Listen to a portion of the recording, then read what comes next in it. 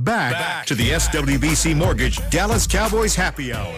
Check this out. Broadcasting live from the Cowboys Club at the Star in Frisco. And it is a pleasure to be here at the Star in Frisco in the Cowboys Club, as they're now bringing out some delicious apps on the table. Bringing us food. I love it. Good food. And just know, anything they cook up here, it's delicious. Oh, of course. Oh, yeah. Yeah, there's no, it's all A-team stuff Right. up here. Yeah. There's no doubt about it.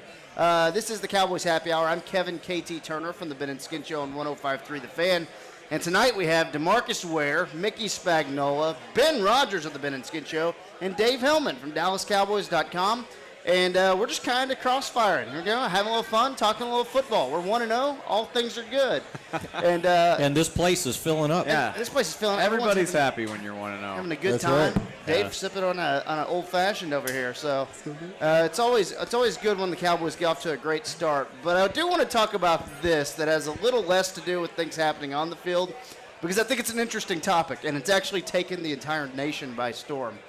The DeMarcus Lawrence video, you guys have all seen it, where the kid in a Giants uniform and Saquon Barkley jersey and New York Giants face paint goes up, and his mom pushes him out in front of a tank and asks for his autograph, and he's walking, he's got somewhere to be, and he says, "You got the wrong jersey on, kid."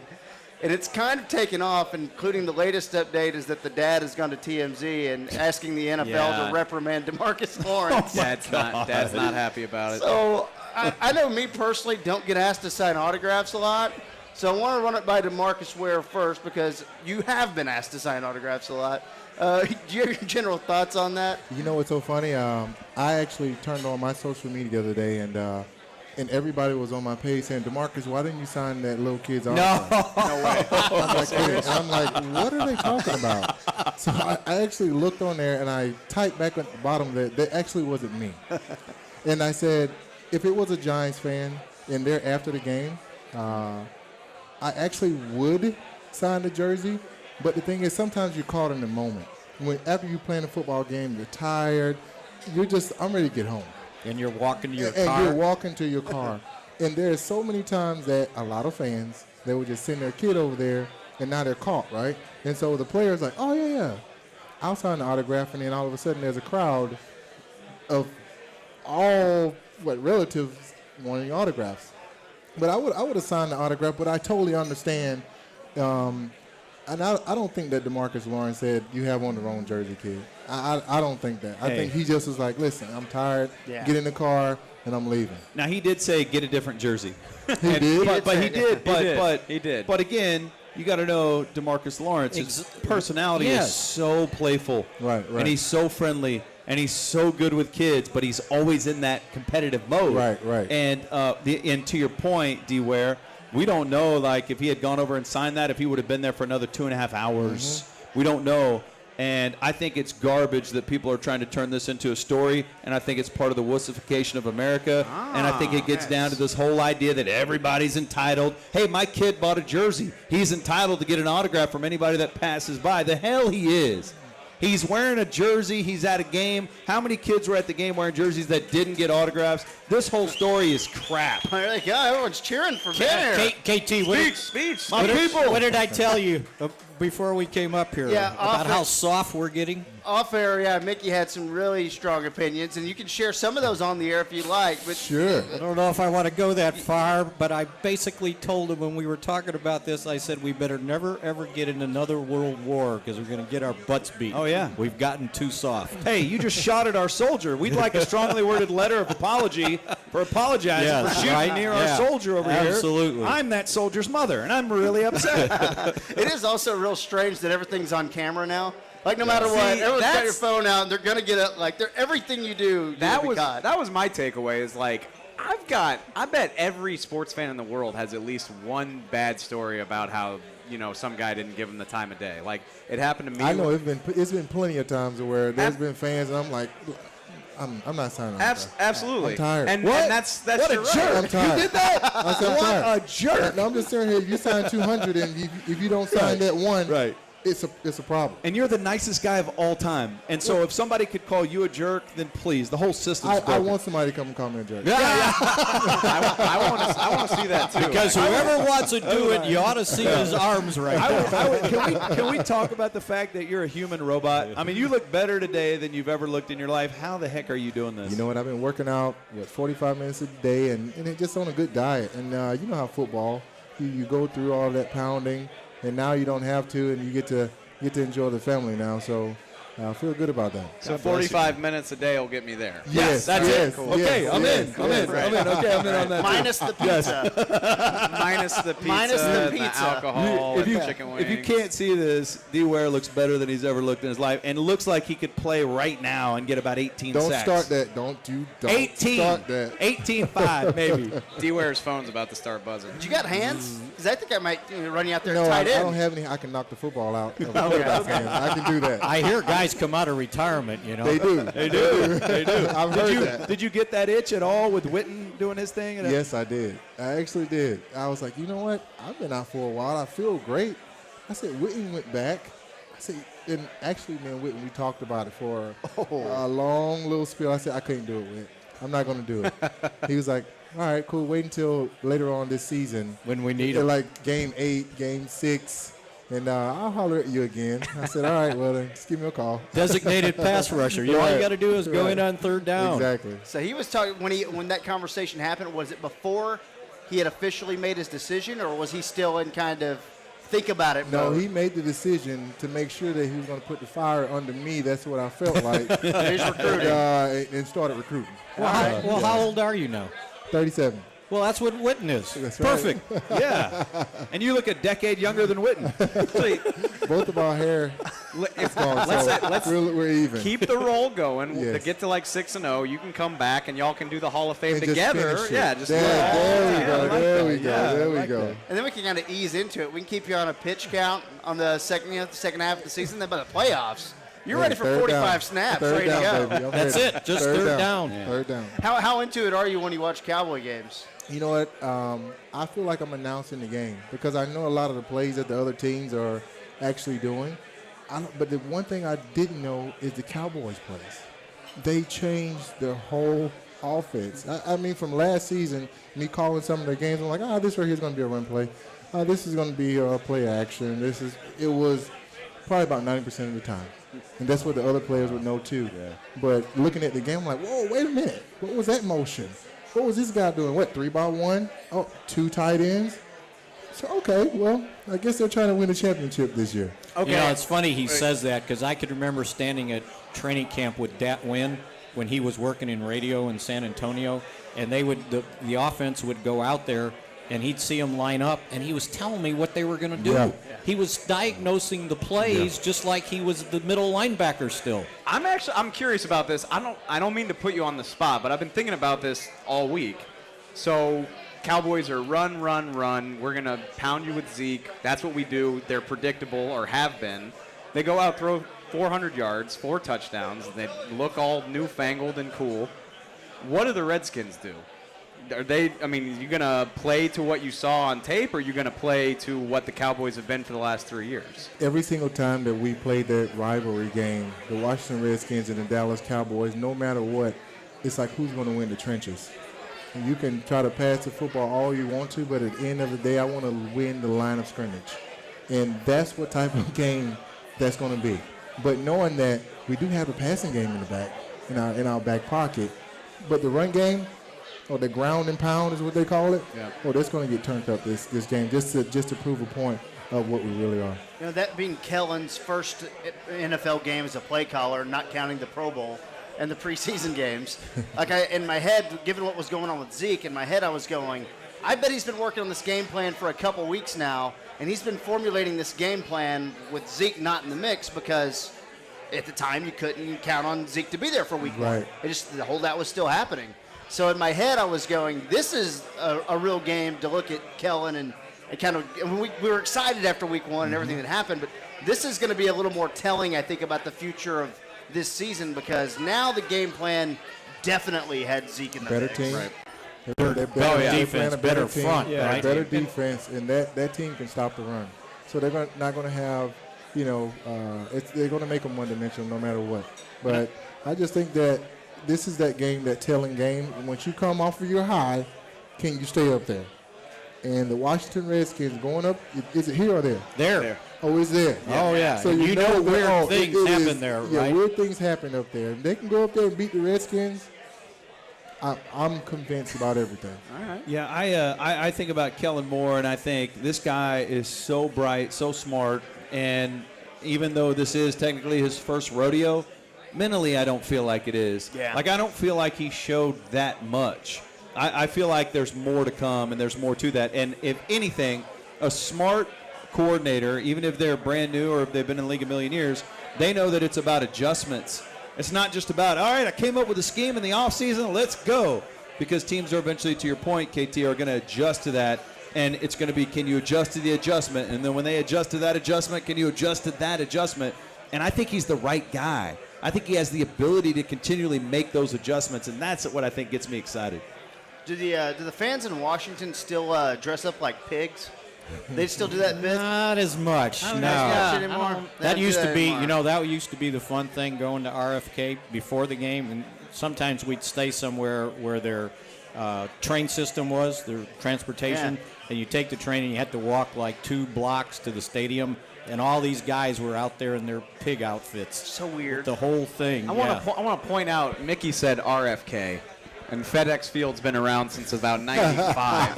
97. But to your point, so that means it's been 20 years. It's 20-something years Goes by fast, since man. that team had the hogs and was relevant and all that good So stuff. strange. That was some weird stuff back then. All right, well, coming up next, we'll dive into a little bit of the defense, how some of the guys have played, some of the guys who haven't played much through training camp and preseason played on Sunday. It's the Cowboys Happy Hour live at the Star in Frisco and the Cowboys Club. Back to the SWBC Mortgage Dallas Cowboys Happy Hour. Check this out. Broadcasting live from the Cowboys Club at the Star in Frisco. Hi, I'm Kevin KT Turner from the Ben and Skin Show 105.3 The Fan with DeMarcus Ware, Mickey Spagnola, Ben Rogers from the Ben and Skin Show, and Dave Hellman from DallasCowboys.com. It's the Happy Hour. KT, look behind you. Oh, how about that? They raised the windows and Opening there's the the windows. practice Raise field. the roof. DeMarcus, how nice does that practice field look? It You want to looks get out there? amazing. The practice field over there at Valley Ranch did not look like that. It actually makes me upset because I can see the sunset right here behind Mickey right here. Yeah, look at and there. it looks amazing. Thank you to everyone here at the Cowboy Club at the Star in Frisco for these delicious apps as well that are right in front of us and look delicious. That's interesting. Do you ever look at what the facilities are here at the Star and go, dang, I wish I was around here a little longer. The facilities are pretty nice here. This is remarkable because at Valley Ranch, Larry Allen was there, Charles Haley was there. When I first came in, so Troy, we just got a new fitness facility at Troy University. So when I got drafted by the Dallas Cowboys, I'm like, these weights are rusty, right? I mean, I walked in the Valley Ranch, and Larry Allen came up to me, and he said, hey, Rook, put 5 plates on there. And I'm like, 5 plates? How are you going to split up 5 plates? It was 2 and 2. No. He said, put 5 on one side and 5 on the other side. And he said, put the chains on it. And he was doing an incline bench. This is when your body's here and incline. And he was going slow, looking at me like this, and he said, hey, Rook, and paused. You better get your mind right. Wait, he's Like making this. eye contact. Just like this with 525 pounds like this. And I'm like, oh, my God. Like, Okay. Are you kidding me? And you're Listen, thinking, does listen. another team have somebody I was like like, him? is this the NFL? And then I seen Flozell Adams come in there. And he's like, what, 6'7", 360 pounds? They're on the same side. I'm like, it's going to be a long day. Okay, I got a Everybody- follow-up. Yes. I got a follow-up for you. That involves you. Okay. From another player talking about you lifting weights. And I don't lift weights. I know this No, is a I shock don't to even you. know It's what a a shock weight to you is, guys, yeah. I know, but I don't lift a lot of weights. What is this thing where you pull the bar up like this and you do this thing? What is Power it? clean. Power cleans. Yeah. Okay. So Jesse Holly. Yes. Jesse Holly was talking about how Jesse Holly, he played for the Cowboys. He won a national championship playing basketball at North Carolina. He's a freakish athlete. And he said what really blows him away is when a pro athlete is amazed by another pro athlete. That lets you know what level that dude's on. Because everybody in the pros is on a stupid level. Right. And you're sitting there talking about being in awe of Larry Allen and Flozell. Well, the story I know is about you. Oh. And it's about Jesse said one day you were doing power cleans, and he just stood there with his mouth wide open, and he looked up, and there was about 15 players watching you. And he told me the weight. It was some ridiculous amount of weight that 315. Okay. I was like, oh, yeah, I remember that. 315, 315 power cleans, and you were doing it like you were holding a toothpick. Yeah. And the whole locker room was going, That was later on. That was later on in the mature life. But okay.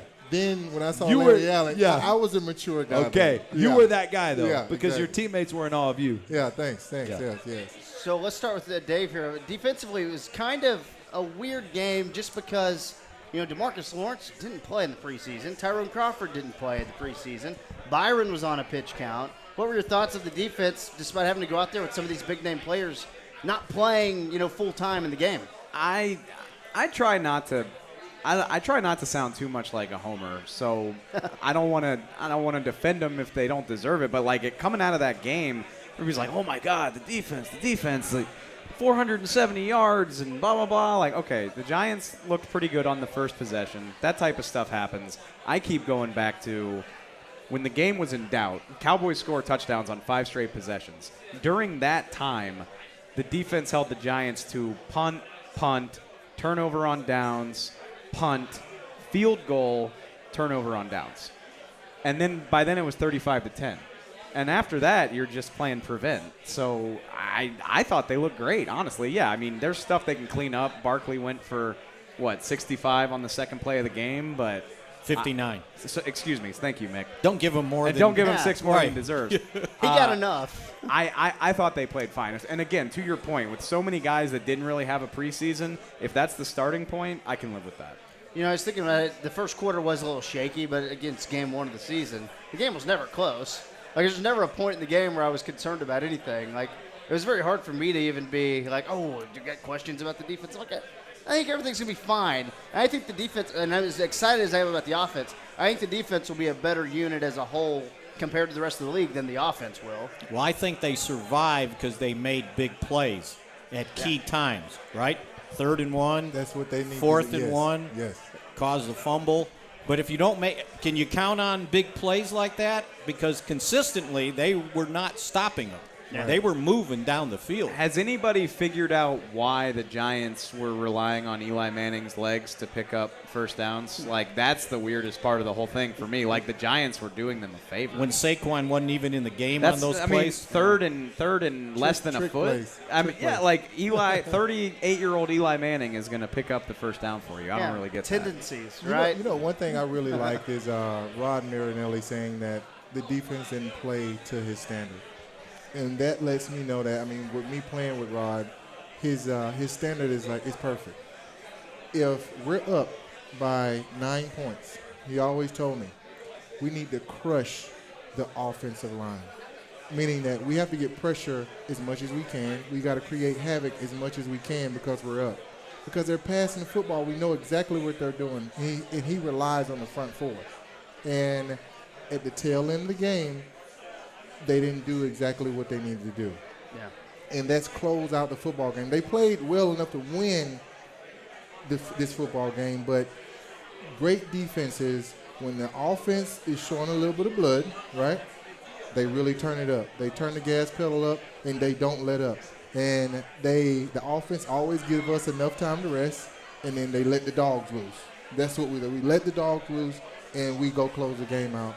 And there were a couple of times in the fourth quarter to where there was a couple of big plays, which we all know.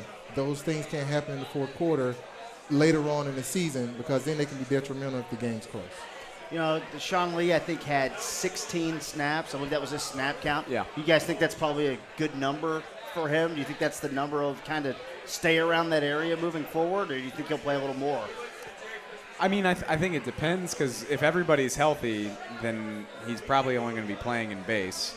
And I think it just 15 to 20 snaps. It Probably, just yeah. it just depends on what the opposition wants to do. I mean, in today's NFL, I don't think you're going to see a ton of calling for base defense. 11 personnel obviously is the default grouping in the NFL these days. So it's maybe 16 to 25, just depending on the week. That sounds great. But what an insurance policy Sean Lee Oh is. my gosh. In case Jalen or Van Der Esch get hurt? How about sliding in a guy? Because there was a time for a while where you felt like the Cowboys had no chance if Sean Lee didn't play. It was like, oh, if Sean literally Lee's 2 years ago. not, right, 2 years ago. Literally. Yeah. 2 years ago, it was like, if Sean Lee's not playing, well, let's stand get a a top chance. pick in the draft. Right. But now it's like, all right, he's your insurance policy. That's a hell of an insurance policy. When did you realize Sean Lee could be Sean Lee? When it was actually Sean Lee's second year, and he came in, and usually when we go into meetings, the defensive meetings, they go through the stats, and we call them quiet stats. DeMarcus Ware, you had 3 sacks. Brandon Carr, you had 2 interceptions. And it was like, Sean Lee, you had 18 tackles. And I was like, hold on. He did what? And so they had a highlight reel of Sean Lee tackle after tackle after tackle. It was like he was everywhere. And he had an interception too. And I said, this guy's going to be special because he reminded me of like a Dat Wynn. He was small but like a pit bull. Like no matter what, when you put him on the football field, he's going to find that football. If it's in the air, if it's on the ground, he's there. And so from that point on, I knew he was going to be a great player. And with his snaps, the Giants got behind, so they're in nickel all the time. Right. So he's off the field because the Cowboys are in their nickel defense. That had a lot to do with his snap count, I think. Right. And let's move back to the secondary now. Obviously, Byron not playing full time. I think Cheeto got, cornerback 1 snap, so he had the second most snaps on the entire defense. And they just kind of worked Byron in a little bit. I personally was surprised that Byron and even DeMarcus Lawrence, I'm surprised those guys even played. But I thought the secondary held up nicely. There's very few big plays, but there were a couple that happened, but there were very few that made you go, oh no, this is a problem. He just went, okay, it's how it is, week 1. But the young guys been playing, even with Brian Jones not being in there, they've been playing pretty good this preseason. Absolutely. And that's what we've really been thinking about. Like, Byron Jones is gone, but the little young cornerback core, they've been playing well. Yeah. So I really like that. This could be, and listen, like I said, I'm the worrier. Like, I wasn't convinced DeMarcus or Byron would be ready for week 1. Yeah. First of all, they were. Second of all, Cheeto, Anthony Brown, and Jordan Lewis get a whole training camp and preseason together. This could be like a low-key, great thing for them. Given look that, who's here. What's up, Britt? Given Britt that Brown these guys in the have all house. this time to work together, How it can about only help that? them work together. He just scared me. Britt always, when a guy gets hurt, they always take him to Britt. Right. Because there's these yellow cords that Britt have. Yup. And it only takes you a day to make you feel like you're not hurt anymore. Because you would rather go. And so when I saw him coming to him, I'm like, oh my God, like, are you kidding me? You would rather go practice. I would rather go practice than do rehab with Britt. So Cheeto Wouzier. Cheeto is one of the funniest personalities on the team because he's so hyper competitive. He's hyper competitive with Jordan Lewis. Jordan Lewis, one of those guys who's been really good, even though he's not Chris Richard approved height. He might be now, man. That's what that was the point I was trying to make. He made 2 or 3 great plays in that game. Pro Football Focus said he was one of the 3 best corners in week 1. Yeah. So he played great.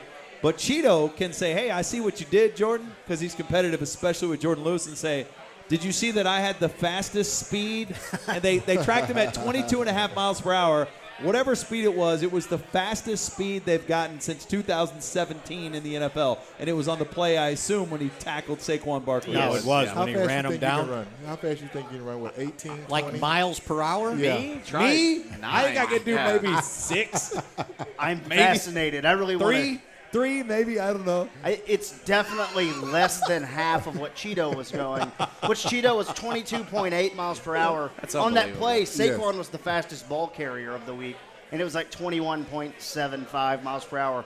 Cheeto was coming across the field in the pursuit drill at 22.8. It's like, I got you. I guess it does slow you down if you're carrying the ball, I guess, a little bit. I just love that in this day and age we can track that. You I'm know what I mean? confident I can like run. even 5 years ago, we weren't tracking stuff. You like want to that. run a race with him? You race with Cheeto? No. No.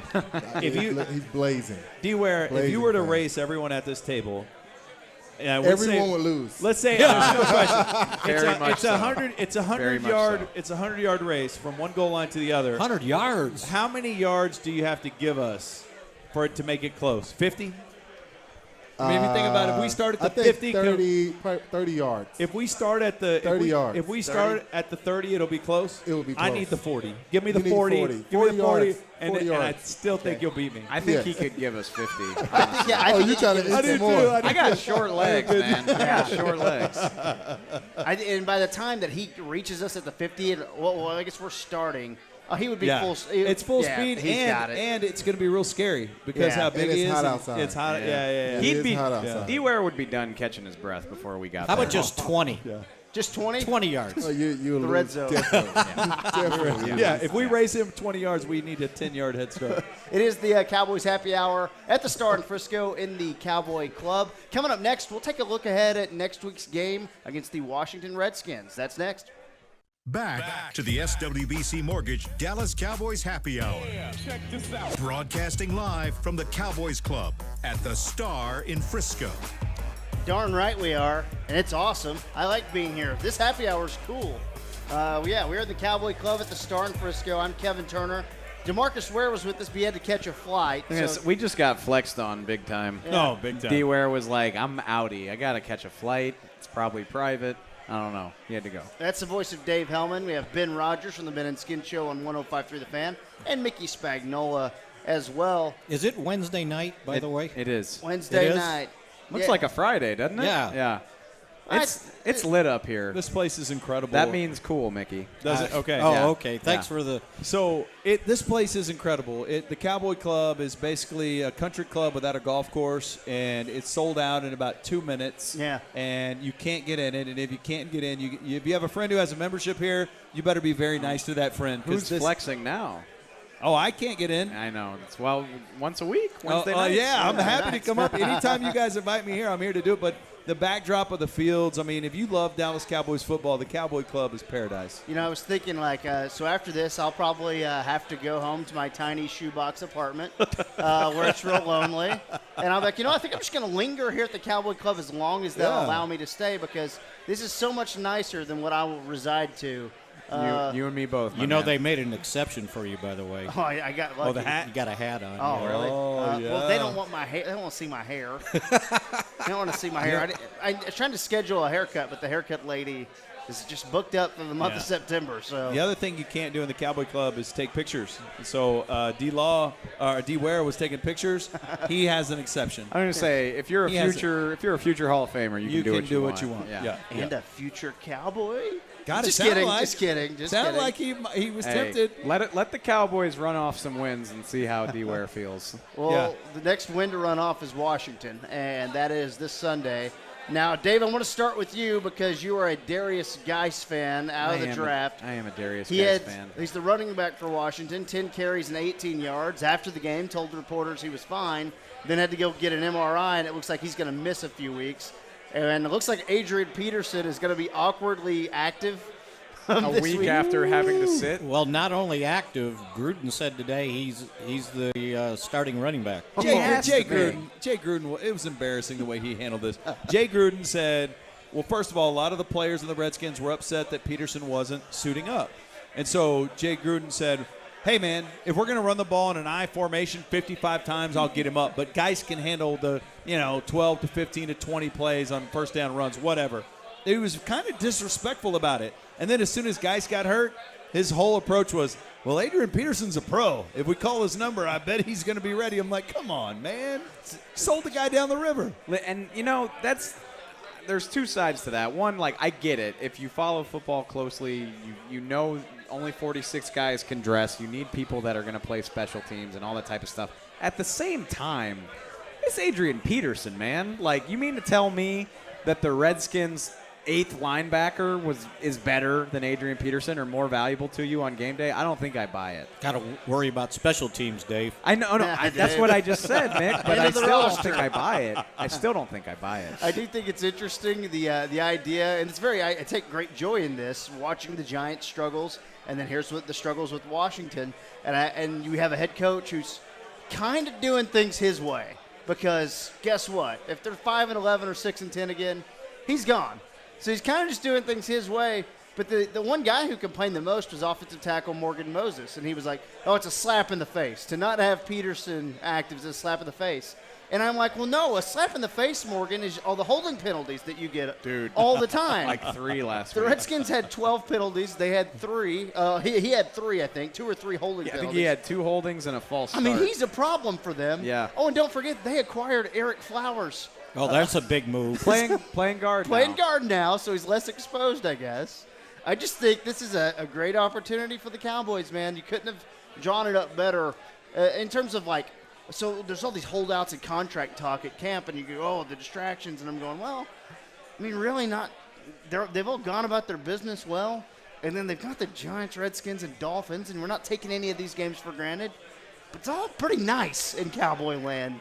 At least until we get to October, things are looking good. As long as they're not listening to you, okay? Nah, they don't listen to me. That's my whole thing, though, is like it's their job to not take it for granted. Right. It's their job to not pay attention. It's my job to say they should be 3-0.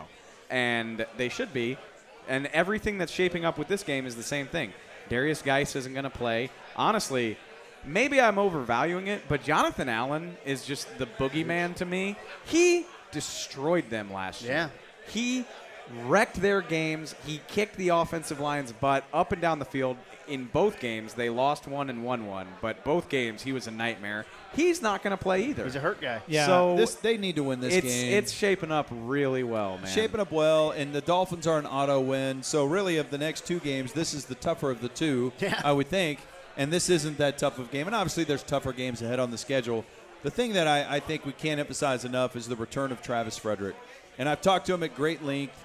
He told me he is right back to where he was. You know, his shoulder issue towards the end, the shoulder surgery was giving him more of a problem than coming back from Guillain-Barré. Yeah. But that's 100% now. I mean, he feels like he's fully back to where he was. Now, in terms of the film that he put out in this game, he told us on the Ben and Skin show it wasn't my best game, but he was very happy and proud of what he put out there.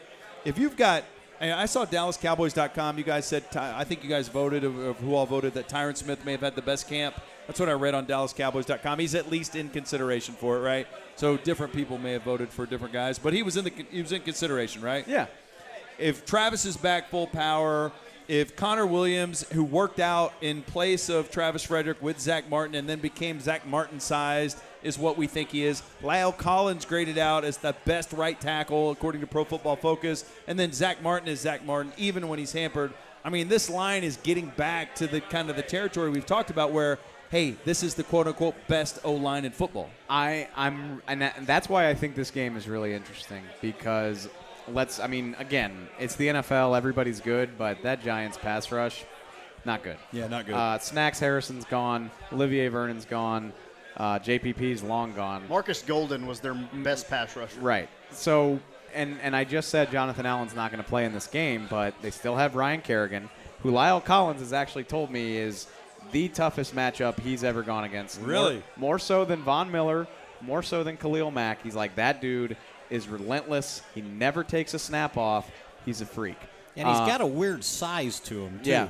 Because he's kind of tall and lanky, but he's powerful and quick, and that gives an offensive lineman trouble. On top of that, you got Deron Payne. And he played well when he came in, right? Absolutely. Another Bama guy who's going to be up against probably Travis, and if I had to guess, Connor Williams.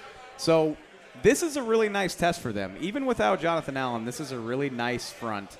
And if they handle these guys the way they handled the Giants, that says a bunch to me. And I know Adrian Peterson, we talked about him being in the mix. They're going to throw it.